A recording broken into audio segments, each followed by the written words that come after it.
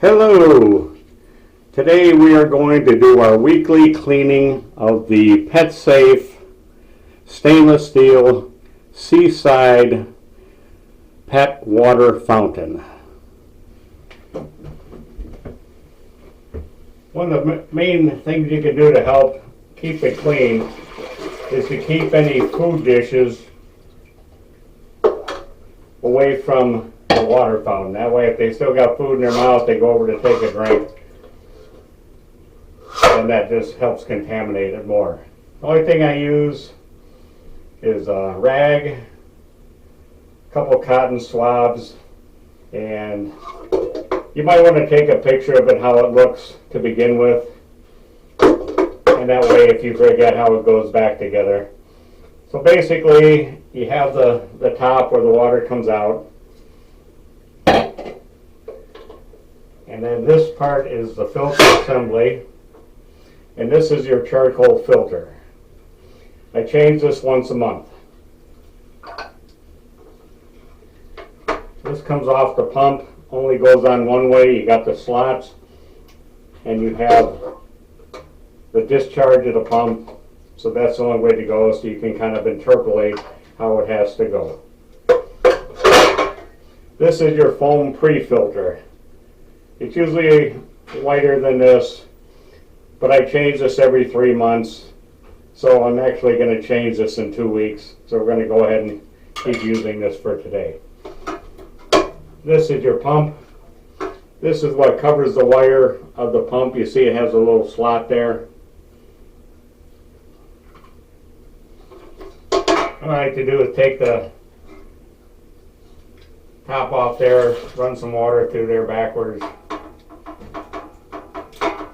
pop it out of there, rinse it out. This usually stays pretty clean. And then this is a little debris screen here. You want to make sure you rinse that out. And it can only go back in one way because it has a little slot there. Now we're going to start cleaning. We're going to rinse this out real good. Get some hot water going here. I like to rinse it out backwards, so it sucks it in this way. You want to rinse it out from the inside out. It's not much of a filter, it's more, again, a debris screen.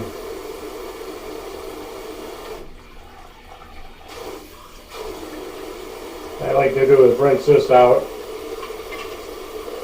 And you see it sucks the water up this way, so I like to rinse it out so it's going backwards. Then you take you see you're going to get some little discoloration in the corners here. I don't use any cleaners because I don't want to contaminate the clean system. I don't want any lingering chemicals or in there or anything like that. Take your cotton swab, get in this little discharge port there, and put that up there. Rinse that out, ready to go. Alright. Now, I'm going to start cleaning this.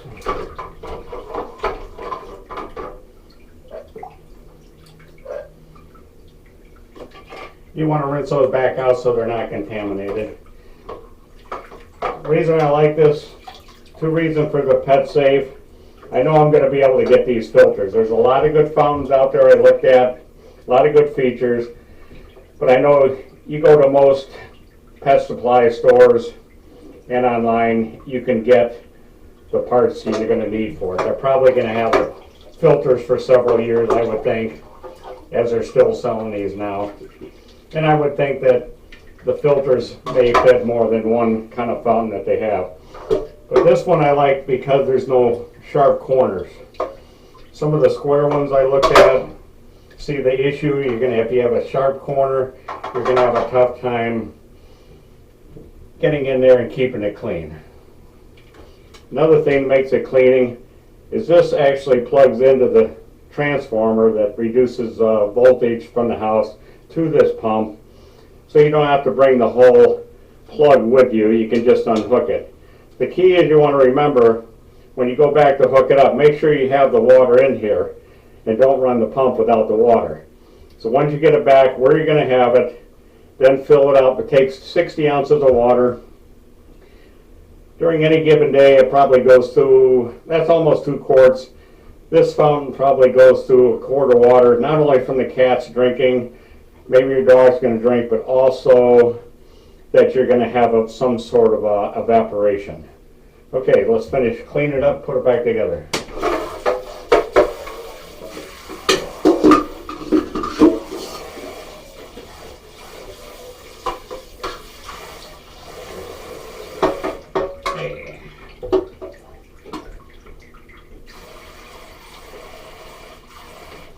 You want to get that wire clip back in there. You see there's the wire guide. Hopefully you can see the wire guide. Now we know that this, re-rinse everything before you put it on.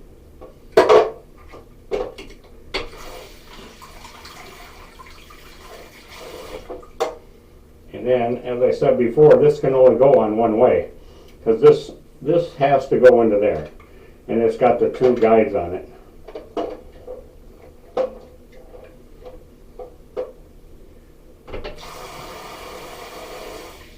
Rinsing the charcoal filter out. Once a month I change that. Before you use the charcoal filter, due to transport and everything, some of the charcoal granules are going to get crushed. So you want to rinse it out before you use it. So when you rinse it out, I usually rinse it out in the cold water. You're going to notice some black water flowing out. Just kind of rinse it real good till that black is done, and then you're good to go. Like I said, once a month for that. And then for this, you want to go ahead and do it 4 times a year. At least that works for me. If you got a dog that slobbers a lot, then that's going to be a different process for you. Get the pre-filter back on there. And there's your port.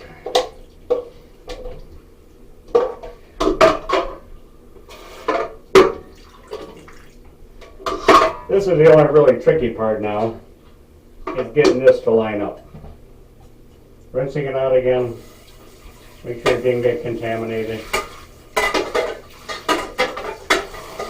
There are 2 lines on here, max and minimum. You do not want to run it below this line.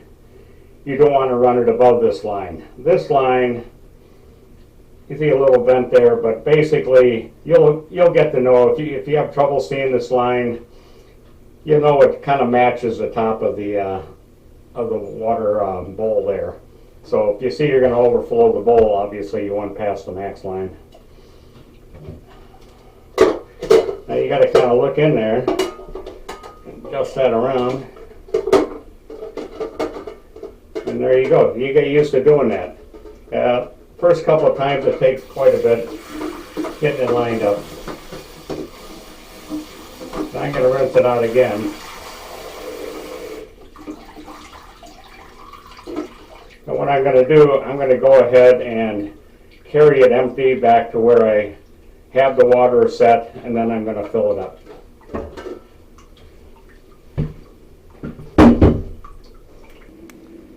Now I've placed the fountain back where I want the pets to be drinking out of it. What I like to do is put it on a rubber mat. And that way, if anything spills over, or maybe it gets some condensation underneath. And also you want to be careful where you run the cord. So you want to keep the cords tucked away so if it has to run to the outlet, that somebody doesn't trip on it. Now we're going to fill it up. What I use to fill up the cat water is a 32-ounce pitcher that I use nothing else for it except fresh water. That's it. So it doesn't get used to clean something else out or whatever. Another issue some people have is that the cats or your dog may not like to drink out of it when it has the fountain. So what you might do if you have issues, just unplug it for a couple days, maybe a week, let them get used to drinking out of it, and then see if they can adapt to it. Okay, let's fill it up. You may or not be able to see the fill line. Right now I'm above the minimum. That was 32 ounces, so I still need to get some more water to top it off.